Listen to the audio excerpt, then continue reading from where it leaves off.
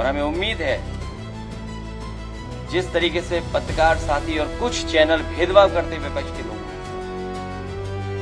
कम से कम आस्था और सनातनी परंपरा से भेदभाव नहीं करेंगे, उसे कम से कम सच्चाई सामने लाने का काम करेंगे। भाई एसआईटी का मतलब क्या हुआ? शेयर इन थेफ्ट या और कुछ बोले हम? बाकी एलेबोरेट आपके लिए है? या ये हम कहें send in trust, share in theft या कहें सेंड इन ट्रस्ट? ये महापाप हुआ है और आस्था से खिलवाड़ हुई है। पूरे प्रदेश और देश का जो चढ़ावा था, अंतर्राष्ट्रीय स्तर पे भी चढ़ावा था और हमारे सनातनी परंपराओं पे प्रश्न लगे। ये बहुत सेंसिटिव है, इशू बहुत सेंसिटिव है और इशू इसलिए सेंसिटिव है कि आस्था से जुड़ा हुआ है। और अभी तो आपकी क्रेडिबिलिटी का सवाल है, चैनलों की। सवाल विपक्ष की क्रेडिबिलिटी का नहीं है। ये तो अभी दाना गाना वाले और ये कब तक चलेगा फसाना वाले, इनकी क्रेडिबिलिटी का सवाल है। अगर ये सवाल आप पूछ रहे हैं मुझसे तो आपकी भी क्रेडिबिलिटी बनती है कि आप क्या ढूंढ रहे हैं इसमें। आप भी तो लोकतंत्र को मजबूत कर रहे हैं, आपकी भी तो जिम्मेदारी है। और हमें उम्मीद है जिस तरीके से पत्रकार साथी और कुछ चैनल भेदभाव करते विपक्ष के लोगों के साथ, कम से कम आस्था और सनातनी परंपरा से भेदभाव नहीं करेंगे, उसे कम से कम सच्चाई सामने लाने का काम करेंगे। तो पहले ये तय कर लो, हमारे पत्रकार साथी विषय में भागो मत। आदिवासी भाई बहनों की बात हमने कह दी कि उनको हक और सम्मान दिलाएंगे, उनकी शिक्षा का स्तर बेहतर करेंगे, उनको सम्मान के साथ साथ राजनीतिक सम्मान भी देंगे, राजनीतिक स्थान भी उन्हें मिले, तो उनका समाज एक साथ आगे बढ़ने का काम करेगा। और 10 साल में उनके साथ बहुत भेदभाव हुआ। जो आदिवासी अपने हर परंपरा पे गर्व करते हैं, उन्हें बनवासी बना दिया, वो स्वीकार नहीं कर रहे हैं।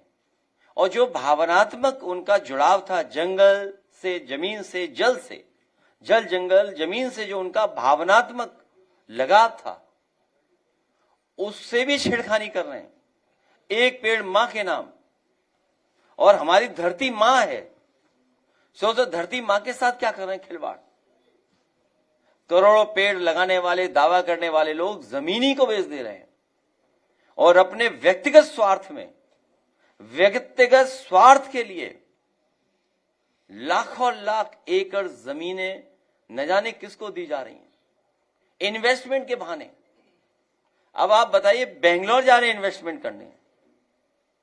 ये बेंगलोर इसलिए जा रहे हैं कि इन्हें पता लग गया है कि समाजवादियों को रामेश्वरम कैफे का डोसा, इडली वड़ा, केसरी बात बहुत अच्छा लगता है।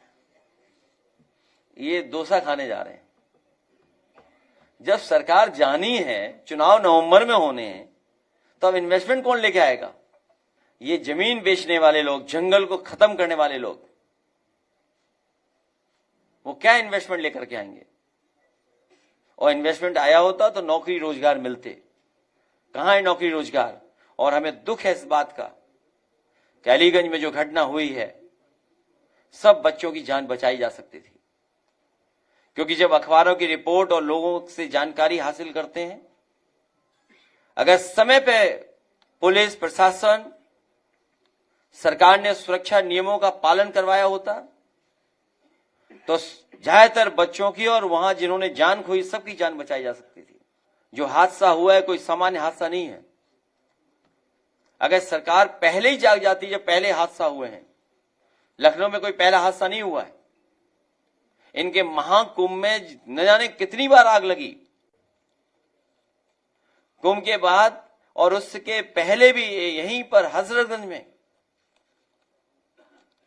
एक होटल में आग लगी थी और याद कीजिए उस समय के अखबार पढ़िए, मैंने उठा करके मंगाए थे। जब होटल में आग लगी तो सरकार ने क्या कहा था? 24 घंटे के अंदर इस पे बुलडोजर चल जाएगा। क्योंकि उनका अपना होटल था, इसलिए बुलडोजर नहीं चला। गरीबों को उजाड़ने के लिए आग लग गई कि लगा दी गई, क्या सरकार ने वहां सबक नहीं सीखा? और जो सरकार अकबर नगर के हजारों लोगों को हटा सकती है, किस कानून के अंदर हटा सकती है? तो 10 साल में ये सरकार कर क्या रही थी?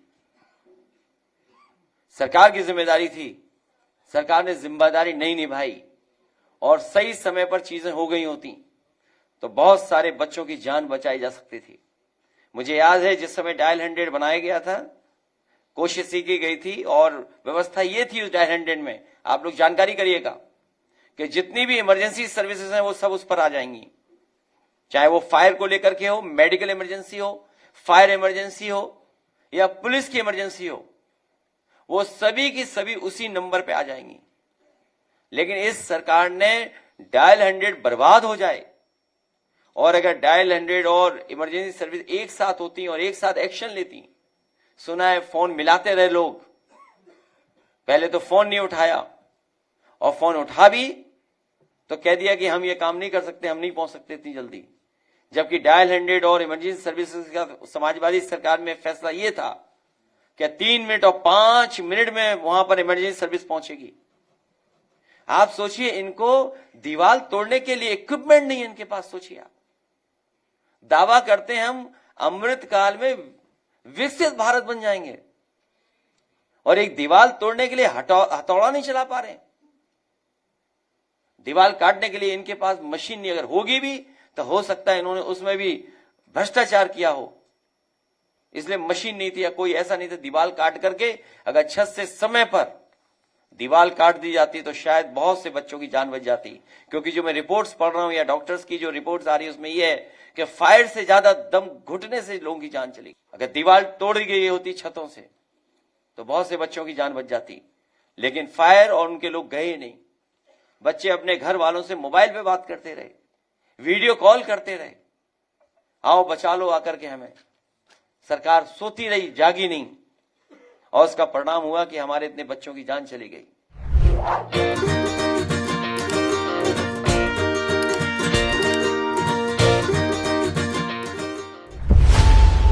खबरों की रणभूमि में यहां शोर नहीं सोच लड़ती, जहां शब्द नहीं फैक्ट्स वार करते हैं और हर सवाल खोलता है सच की नई परत।